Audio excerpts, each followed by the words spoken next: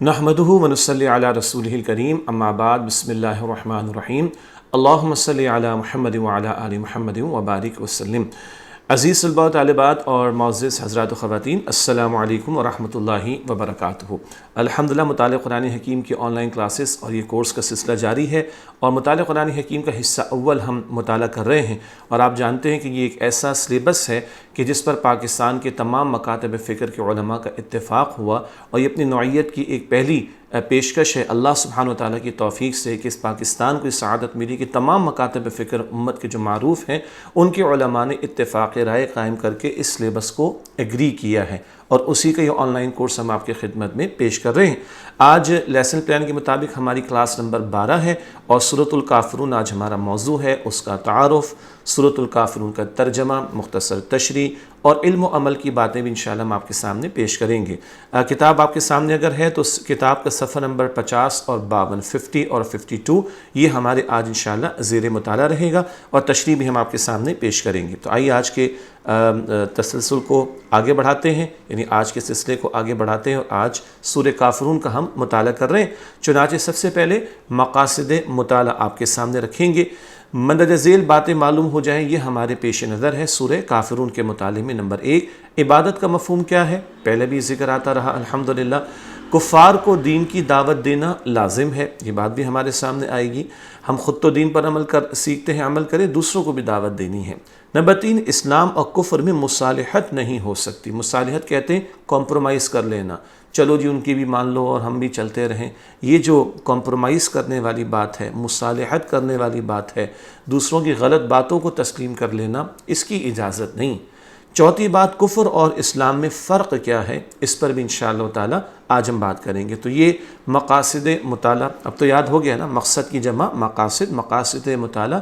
Learning out کم کیا ہوگی، کیا ہم سیکھیں گے، یہ نکتے ہم آپ کے سامنے پہلے رکھتے ہیں۔ ربط صورت کو سمجھتے، پچھلی صورت سورۃ الکوثر تھی، اب سورۃ الکافرون کا مطالعہ کر رہے ہیں، ان کا آپس کا تعلق کیا ہے، اس کو ہم ربط صورت میں سمجھتے ہیں۔ نبی کریم صلی اللہ علیہ وسلم کو سورۃ الکوثر میں حوض کوثر اور خیر کثیر کی خوشخبری دی گئی، جس کا صاف معنی ہے کہ آپ صلی اللہ علیہ وسلم کو کسی قسم کی مصالحت کی ضرورت نہیں، اس لیے کفار سے صاف طور پر کہہ دینا چاہیے کہ توحید و شرک اور کفر و اسلام کبھی اکٹھے نہیں ہو سکتے، اور نہ اللہ سبحانہ وتعالیٰ کے ساتھ کسی دوسرے کی عبادت کرنے کی اجازت دی جا سکتی ہے۔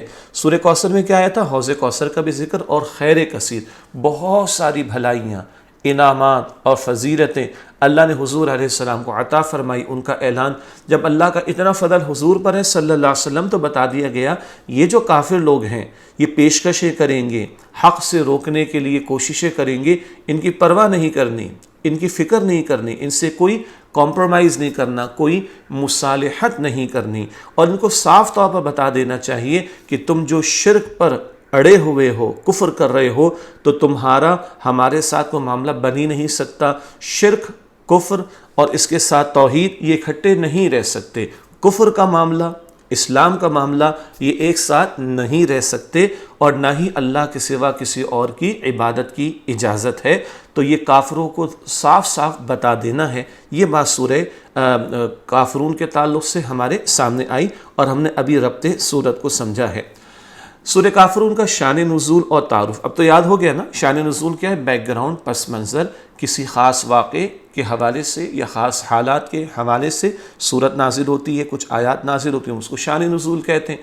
اور تعارف میں کچھ تشریح ہم کرتے ہیں، بلکہ تعارف میں تو ہم کچھ نقطے بیان کرتے ہیں کہ صورت میں کون کون سے اہم موضوعات ہمارے سامنے آئیں گے، ٹاپکس۔ کفار مکہ جب حضور نبی اکرم صلی اللہ علیہ وسلم کو زبانی اور جسمانی تشدد کے باوجود توحید کی دعوت سے نہ روک سکے، تو انہوں نے سودے بازی کی پیشکش کی۔ اللہ کے پیارے نبی علیہ السلام اور آپ کے پیارے صحابہ توحید کی دعوت دے رہے، کفار کو یہ بات پسند نہیں آتی تھی، اور انہوں نے ظلم و ستم بھی کیا، تکالیف بھی پہنچائی۔ جب دیکھا کہ ان کی بات ہی نہیں بن رہی، تو اب انہوں نے چاہا کہ کچھ سودے بازی کی جائے، جس کو انگلش میں کہتے ہیں شوگر کوٹڈ انداز کیا جائے، کچھ گیو اینڈ ٹیک کی بات ہو، کچھ مال وغیرہ کی پیشکش کر کے مسلمانوں کو اور نبی اکرم علیہ السلام کو حق سے روکنے کی کوشش کی جائے، معاذ اللہ۔ یہ سودے بازی انہوں نے کرنا چاہی۔ انہوں نے کہا کہ 1 سال ہم آپ کے معبود یعنی اللہ سبحانہ و تعالیٰ کی عبادت کرتے ہیں اور 1 سال آپ ہمارے بتوں کی عبادت کریں، معاذ اللہ۔ اس بات کے جواب میں سورت نازل ہوئی۔ اور بھی پیشکش کی بات آئے گی، اور بھی سودے بازی کا ذکر آئے گا، وہ تشریح ہم آگے کریں گے۔ ایک اہم بات کیا، چلو تم تھوڑی ہماری مان لو، ہم تمہاری مان لیں، تمہاری ہم مان لیں، تم ہماری مان لو، یہ کافر کہہ رہے۔ ان کو کہہ دیا کہ ایسا ہو ہی نہیں سکتا، تم کافر ہو کر باطل پر ہو اور ہم مسلمان حق پر ہیں، حق اور باطل میں ایسا کوئی مصالحت کا معاملہ نہیں ہو سکتا۔ ایک اور بات، اس صورت میں رسول اللہ صلی اللہ علیہ وسلم کے ذریعے کفار کو توحید یعنی ایک اللہ کی عبادت کی دعوت دی گئی ہے، نیز بت پرستی اور شرک کا صاف انکار کیا گیا ہے۔ آپ صلی اللہ علیہ وسلم نے جب یہ صورت کفار کو سنائی تو اس بات سے مایوس ہو گئے کہ آپ صلی اللہ علیہ وسلم کبھی ان کی بات مانیں گے۔ ان کا خیال تھا کہ کچھ پیشکش کریں گے تو یہ ہماری بات مان لیں گے۔ بتا دیا گیا کہ کفر اور اسلام، اس میں کبھی دوستی ہو ہی نہیں سکتی، مصالحت ہو ہی نہیں سکتی، یہ واضح اعلان کر دیا گیا تو کافر مایوس ہو گئے۔ اب آئیے شان نزول و تعارف کے بعد ترجمہ بھی کرتے ہیں اور تھوڑا سا قرآن حکیم کا ناظرہ اس کا بھی اہتمام کرتے ہیں۔ سورۃ الکافرون ہے، 109 اس کا سورت نمبر ہے، آیات کل 6 ہیں اور رکوع ایک ہی اس سورت مبارک کا ہے۔ اعوذ باللہ من الشیطان الرجیم، بسم اللہ الرحمن الرحیم۔ میں اللہ کی پناہ میں آتا ہوں شیطان مردود سے۔ اللہ کے نام سے شروع جو بڑا مہربان نہایت رحم فرمانے والا ہے۔ اب آئیے اس سورت کو ایک مرتبہ پڑھتے ہیں، پھر ترجمے کے ساتھ، اور پھر صرف ترجمہ پڑھیں گے انشاءاللہ۔ قل یا ایھا الکافرون لا اعبد ما تعبدون ولا انتم عابدون ما اعبد ولا انا عابد ما عبدتم ولا انتم عابدون ما اعبد لکم دینکم ولی دین۔ اب ایک مرتبہ قرآن کا متن بھی پڑھیں گے، یعنی ٹیکسٹ عربی اور ترجمہ بھی۔ قل یا ایھا الکافرون، اے نبی صلی اللہ علیہ وسلم آپ فرما دیجئے کہ اے کافرو، لا اعبد میں عبادت نہیں کرتا، ما تعبدون جن بتوں کی تم عبادت کرتے ہو، ولا انتم عابدون اور نہ تم عبادت کرنے والے ہو، ما اعبد جس اللہ کی میں عبادت کرتا ہوں، ولا انا عابد اور میں پھر کہتا ہوں کہ میں عبادت کرنے والا نہیں، ما عبدتم ان بتوں کی جن کی تم نے عبادت کی، ولا انتم عابدون اور نہ تم عبادت کرنے والے ہو، ما اعبد جس اللہ کی میں عبادت کرتا ہوں، لکم دینکم تمہارے لیے تمہارا دین ہے، ولی دین اور میرے لیے میرا دین ہے۔ اب ایک مرتبہ صرف ترجمہ آپ کے سامنے رکھتے ہیں۔ اے نبی صلی اللہ علیہ وآلہ وسلم آپ فرما دیجئے کہ اے کافرو، میں عبادت نہیں کرتا جن بتوں کی تم عبادت کرتے ہو، اور نہ تم عبادت کرنے والے ہو جس اللہ کی میں عبادت کرتا ہوں، اور میں پھر کہتا ہوں کہ میں عبادت کرنے والا نہیں ان بتوں کی جن کی تم نے عبادت کی، اور نہ تم عبادت کرنے والے ہو جس اللہ کی میں عبادت کرتا ہوں، تمہارے لیے تمہارا دین ہے اور میرے لیے میرا دین ہے۔ یہ ترجمہ ہوا سورہ کافرون کا۔ تشریح کی طرف چلتے ہیں۔ پہلی آیت، قل یا ایھا الکافرون، اے نبی صلی اللہ علیہ وسلم آپ فرما دیجئے کہ اے کافرو۔ تشریح کے حوالے سے پہلے ایک پس منظر، پھر انشاءاللہ مزید آگے چلیں گے۔ سورت کا پس منظر تعارف میں بھی ہم نے پڑھا، مشرکین نے نبی کریم صلی اللہ علیہ وسلم کو پیشکش کی کہ 1 سال ہم آپ صلی اللہ علیہ وسلم کے معبود کی عبادت کریں گے اور 1 سال آپ صلی اللہ علیہ وسلم ہمارے معبودوں کی عبادت کریں۔ اچھا، صلی اللہ علیہ وسلم ہم نے بریکٹ میں لکھا، ہم پڑھ رہے ہیں، مشرک تو تھوڑی نہیں پڑھتے تھے لیکن ہم تو پڑھیں گے۔ اس صورت میں ان کی اس پیشکش کا جواب دیا گیا ہے اور کفر و شرک سے بیزاری کا اعلان کیا گیا ہے۔ وہ جو سودے بازی اور پیشکش کر رہے ہیں ان کی نفی کی جا رہی ہے، ان کو منع کیا جا رہا ہے، یعنی کافروں کو۔ علمی بات، ایک حدیث شریف اور سیرت کے واقعات سے ہم کچھ باتیں سمجھتے ہیں۔ نبی کریم صلی اللہ علیہ وسلم کی دعوت توحید کے تیزی سے پھیلنے نے اہل مکہ کو اس سوچنے پر مجبور کر دیا کہ تشدد کے بجائے آپ صلی اللہ علیہ وسلم سے مذاکرات اور مختلف پیشکش کرنے کا راستہ اختیار کرنا چاہیے۔ حضور علیہ السلام دعوت پیش کر رہے ہیں، صحابہ کرام جو قبول کر رہے ہیں وہ بھی دعوت کا کام کر رہے ہیں، اور کافروں نے بڑا ظلم و ستم کیا۔ حضرت بلال کے واقعات آپ نے سنے ہوں گے رضی اللہ عنہ، اور حضرت خباب بن ارد کے واقعات آپ نے سنے ہوں گے رضی اللہ عنہ۔ بڑے مصائب انہوں نے جو ہے وہ اس کے پہاڑ توڑے مسلمانوں پر، لیکن دعوت کا کام رکا ہی نہیں۔ تو اب انہوں نے سوچا کہ کچھ مذاکرہ کرتے ہیں، کچھ ان کو پیشکش کرتے ہیں، کچھ ذرا مال وغیرہ اور چیزوں کی لالچ دیتے ہیں، شاید کہ یہ رک جائیں۔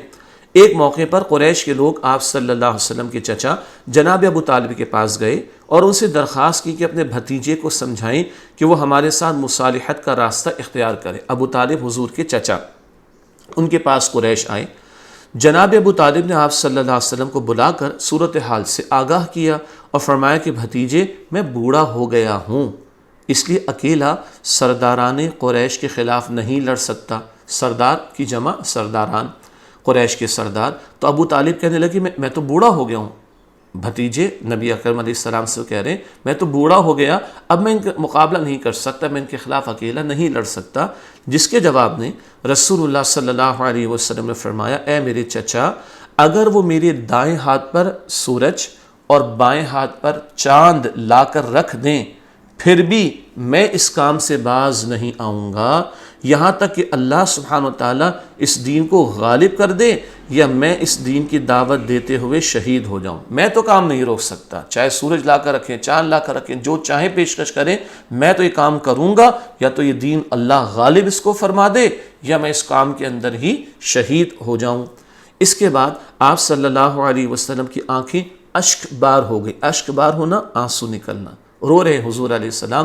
چچا نے ایسی بات کہی دی تھی اور اٹھ گئے۔ جب واپس جانے لگے تو جناب ابو طالب نے پکارا اور سامنے تشریف لا کر کہا اور کہنے لگے، بھتیجے جاؤ، جو چاہو کہو، اللہ کی قسم میں تمہیں کبھی بھی کسی بھی وجہ سے چھوڑ نہیں سکتا۔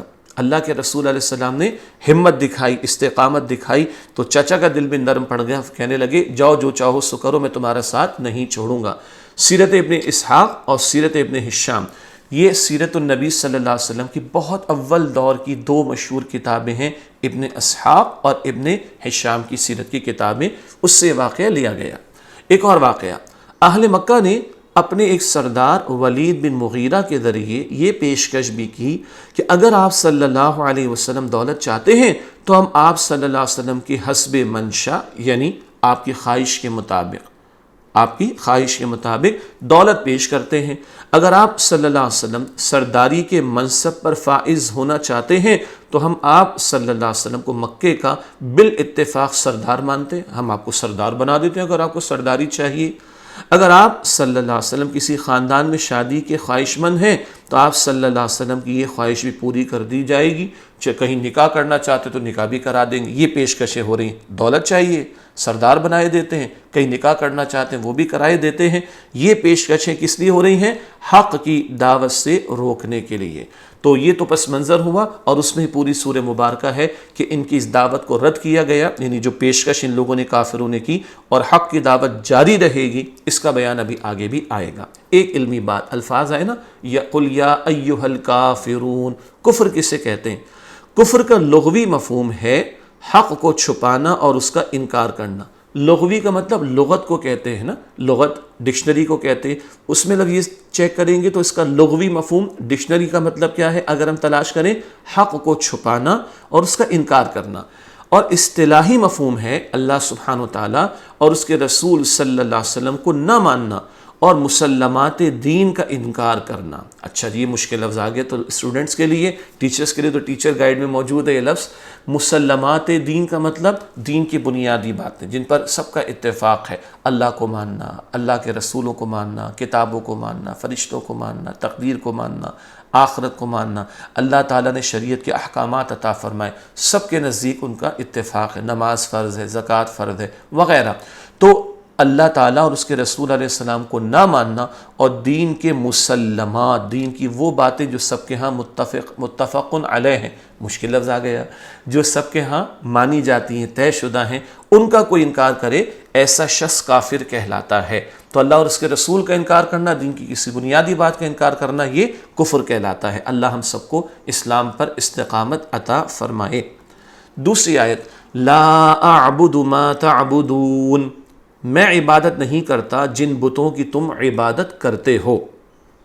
باطل معبودوں کی عبادت کا انکار، اللہ سبحانہ وتعالیٰ کے سوا باطل معبود یعنی بتوں کی عبادت کا انکار کرایا گیا ہے۔ عبادت صرف ایاک نعبد، اللہ ہی کی ہوگی، اور وہ جو کافر مشرک بتوں کی پوجا پاٹ کرتے تھے ان کا انکار کرایا جا رہا ہے ان الفاظ کے ذریعے۔ ایک علمی بات اس صورت میں واضح کر دیا گیا ہے کہ کفر اور اسلام، شرک اور توحید کا ملاپ ہرگز نہیں ہو سکتا۔ ایک علمی نکتہ بڑوں کے لیے خاص طور پر، یہاں پہ الفاظ بار بار دہرائے گئے مگر اس میں حکمت ہے۔ پہلی دو آیات میں، ابھی جو ہم پڑھ رہے ہیں یہ اور اگلی، پہلی دو آیات میں حال پریزنٹ اور مستقبل فیوچر کے حوالے سے بات کی گئی ہے، اور اس سے اگلی دو آیات میں ماضی یعنی پاسٹ کے حوالے سے بات ہوئی ہے۔ دو آیات میں حال اور مستقبل کا بیان، اور اگلی دو آیات میں ماضی کا بیان۔ تو پریزنٹ، فیوچر اور پاسٹ سب کا بیان آ رہا ہے۔ اس میں حکمت کیا ہے، بڑے توجہ کریں گے خاص طور پر۔ مفہوم یہ بنتا ہے کہ نہ میں نے ماضی میں تمہارے جھوٹے معبودوں کی عبادت کی ہے، اور نہ مستقبل میں ان کی عبادت کروں گا۔ واضح اعلان ہو رہا ہے عبادت صرف کس کی ہوگی، ایک اللہ سبحانہ وتعالیٰ کی۔ آیت نمبر 3، وَلَا أَنْتُمْ عَابِدُونَ مَا أَعْبُدُ، اور نہ تم عبادت کرنے والے ہو جس اللہ کی میں عبادت کرتا ہوں۔ اچھا، یہ آیت ابھی آگے دوبارہ آئے گی، توجہ رکھیے گا۔ ابھی یہ آیت نمبر 3 کا ہم مطالعہ کر رہے ہیں۔ علمی بات، مشرکین مکہ خدا کے قائل تھے اور اس کی پرستش سے بھی انہیں انکار نہیں تھا، لیکن وہ یہ بات ماننے کے لیے تیار نہیں تھے کہ بتوں کو چھوڑ کر صرف ایک اللہ سبحانہ وتعالیٰ کی پرستش کی جائے۔ توجہ کیجیے گا، مشرکین وہ لوگ تھے جو اللہ کو مانتے تھے لیکن اللہ کے ساتھ جھوٹے معبودوں کی بھی عبادت کرتے تھے۔ اس کے لیے تیار نہیں تھے کہ وہ جھوٹے معبودوں کو چھوڑ دیں، ان بتوں کی محبت میں ڈوبے ہوئے تھے اور ان بتوں کی بھی پوجا پاٹ میں لگے ہوئے تھے۔ اس کی یہاں پر نفی کی گئی ہے۔ نفی کا مطلب انکار کرنا۔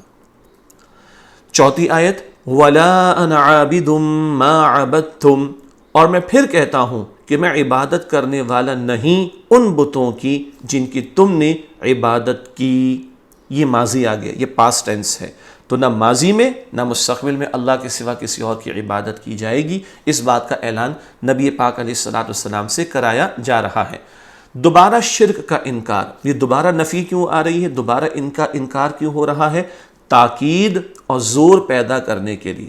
ہم لوگ بھی کسی اہم بات کو بار بار دہراتے ہیں نا، پیرنٹس اولاد کے لیے، ٹیچرز اپنے اسٹوڈنٹس کے لیے، حکمراں کبھی کچھ توجہ دلاتے تو بار بار اس کی اناؤنسمنٹ ہوتی ہے۔ تو یہاں شرک کی نفی کرنی ہے، اس کا انکار ہونا چاہیے، یہ بہت بہت اہم بات ہے۔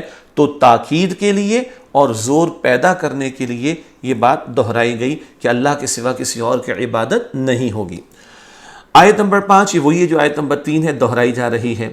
وَلَا أَنْتُمْ عَابِدُونَ مَا أَعْبُدُ، اور نہ تم عبادت کرنے والے ہو جس اللہ کی میں عبادت کرتا ہوں۔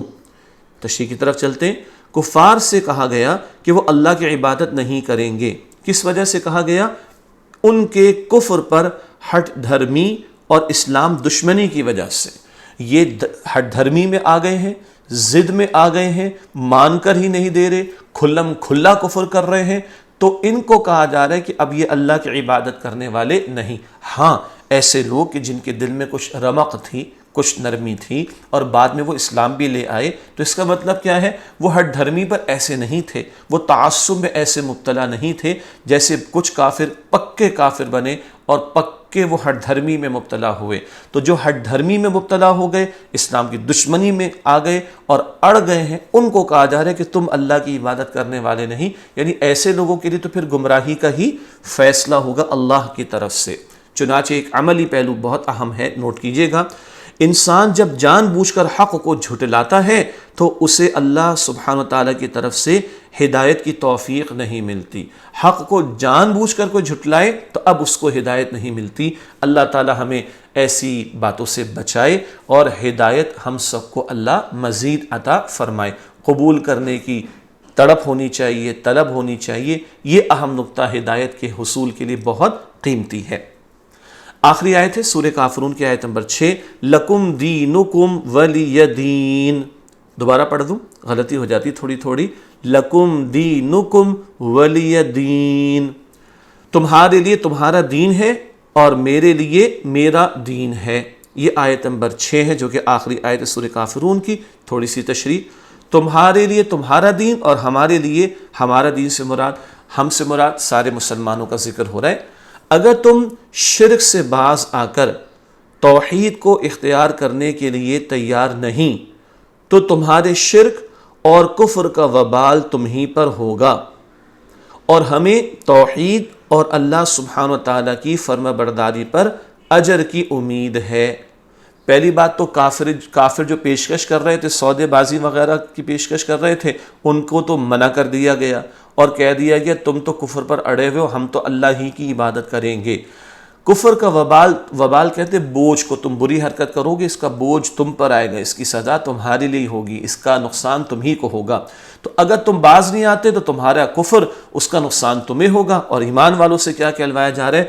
ہم جو اللہ کی توحید پر کاربند ہیں، اللہ کو ایک مان کر اس کی عبادت کرتے، ہمیں امید ہے کہ اللہ ہمیں اس کا اجر عطا فرمائے گا انشاءاللہ۔ دین کا لفظ آیا، دین کسے کہتے ہیں؟ آئیے دین کا مفہوم بھی سمجھیں مختصراً۔ لغوی اعتبار سے دین کا مفہوم ہے قانون اور طریقہ۔ لغوی اعتبار سے مطلب لغت ڈکشنری کو کہا جاتا ہے۔ لغوی اعتبار سے دین کا مفہوم ہے قانون اور طریقہ، اور اصطلاحی اعتبار سے دین کا مفہوم ہے اللہ سبحانہ وتعالیٰ کا مخلوق کے لیے عطا کردہ قانون اور طریقہ زندگی۔ لغت میں دین کہتے ہیں قانون کو اور طریقے کو بھی، اور مراد کیا ہے؟ اصطلاحی طور پر جب یہ شرعی طور پر لفظ استعمال ہوگا، دین اسلام کی تعلیم کے مطابق استعمال ہوگا، تو اس کا مفہوم کیا ہے؟ اللہ تعالیٰ کا مخلوق کے لیے عطا کردہ قانون اور طریقہ زندگی۔ زندگی گزارنی ہے نا، کس کے طریقے کے مطابق گزارنی؟ اللہ تعالیٰ کے، اور اللہ نے مجھے اور آپ کو دین اسلام عطا فرمایا۔ تو یہ دین ہے تو ساری زندگی کے لیے ہمیں قانون بھی دیتا ہے اور زندگی گزارنے کا طریقہ بھی سکھاتا ہے۔ ایک عملی پہلو اور سمجھتے ہیں انشاءاللہ تعالیٰ، پھر علم و عمل کی باتیں۔ عملی پہلو، ہمیں واشگاف الفاظ میں دین کفر سے لا تعلقی کا اظہار کرنا چاہیے۔ واشگاف کہتے ہیں واضح الفاظ میں، کافر ہوں مشرک ہوں جو لوگ کفر پر اڑے ہوئے ہیں، ہمیں واضح الفاظ میں ان سے لا تعلقی کا اظہار کرنا چاہیے، جیسا کہ سورہ یونس میں فرمایا گیا ہے۔ اور اگر یہ آپ صلی اللہ علیہ وسلم کو جھٹلاتے ہیں تو آپ صلی اللہ علیہ وسلم فرما دیجئے کہ میرا عمل میرے لیے ہے اور تمہارا عمل تمہارے لیے ہے، میں جو کچھ کرتا ہوں اس سے تم بری ہو اور تم جو کچھ کرتے ہو اس سے میں بری ہوں۔ سورہ یونس سورت نمبر 10 ہے، آیت نمبر 41 میں یہ بات آئی ہے۔ دو ٹوک اور واضح انداز میں کہہ دیا تم اپنے اعمال کے ذمہ دار ہو، ہم تو اللہ کے ہاں توحید پر عمل درآمد کرنے اور عبادت کرنے کی وجہ سے اجر پائیں گے۔ تو ہمیں دو ٹوک انداز میں جو کفر پر اڑے ہوئے ہیں ان سے لا تعلقی کا اظہار کرنا ہے، ان کی باتوں کو تسلیم نہیں کرنا چاہیے۔ الحمدللہ سورہ کافرون کا مطالعہ ہوا مکمل۔ آخری باتیں آپ کے سامنے ہیں، علم و عمل کی باتیں پیش کرتے ہیں۔ سب سے پہلا نقطہ، یہ کیا چیز ہوتی ہے؟ مورل لیسنز بھی ہوتے ہیں اور کچھ علم کی باتیں اور کچھ عمل کی باتیں جو ہم نے سورت سے سیکھی ہیں۔ پہلی بات، ہمیں دین کی دعوت بالکل واضح طور پر پیش کرنی چاہیے۔ سورہ کافرون کی پہلی آیت، دین کی دعوت تو ہم سب کو دینی چاہیے اور ہمیں واضح طور پر دینی چاہیے۔ دوسری بات، اللہ تعالیٰ کی عبادت سے انکار کرنا کفر ہے۔ یہ سورۃ الکافرون کی پہلی، تیسری اور پانچویں آیت سے بات سمجھ آتی ہے۔ جو اللہ تعالیٰ کی عبادت سے انکار کرے وہ کفر کرتا ہے۔ تیسری بات، اللہ تعالیٰ کی عبادت میں کسی کو بھی شریک نہیں کیا جا سکتا۔ کافر اور مشرک یہ کر رہے تھے، ان کو منع کیا گیا، ان کی بات کو رد کر دیا گیا، انکار کر دیا گیا کہ اللہ تعالیٰ کی عبادت میں کسی کو بھی شریک نہیں کیا جا سکتا۔ سورۃ الکافرون کی آیت نمبر 2 اور 4 میں بات آئی۔ چوتھی بات، دین کے معاملے میں حق و باطل کی دوستی ممکن نہیں ہے۔ سورہ کافرون کی آیت نمبر 6 میں بات آئی ہے۔ ہم تو اللہ کے دین کے ماننے والے ہیں نا، تو جو کافر و مشرک ہوتے ہیں، جو اللہ تعالیٰ کا انکار کرتے ہیں، اللہ تعالیٰ کے دین سے دشمنی اختیار کرتے ہیں، ان سے کیسے دوستی ممکن ہو سکتی ہے؟ ایمان والوں کی دوستی، دلی دوستی، پکی دوستی ایمان والوں سے ہوگی، اللہ کا انکار کرنے والوں، دین سے دشمنی اختیار کرنے والوں سے نہیں ہوگی۔ پانچویں بات، لغوی اعتبار سے دین کا معنی و مفہوم ہے مذہب، قانون اور طریقہ۔ اصطلاحی اعتبار سے دین کا مفہوم یہ ہے کہ اللہ سبحانہ و تعالیٰ کا مخلوق کے لیے عطا کردہ قانون اور طریقہ زندگی۔ سورہ کافرون آیت نمبر 6 یہ بات آ چکی۔ لغوی طور پر دین کا لفظ قانون کے لیے، طریقے کے لیے، مذہب کے لیے، راستے کے لیے، ان سب کے لیے استعمال ہوتا ہے، لیکن ہمارا دین جو ہمیں تعلیمات عطا فرما رہا ہے، اس کے مطابق دین کیا ہے؟ اللہ نے مخلوق کے لیے جو قانون عطا کیا اور جو زندگی گزارنے کا طریقہ دین اسلام عطا فرمایا، وہ دین ہے۔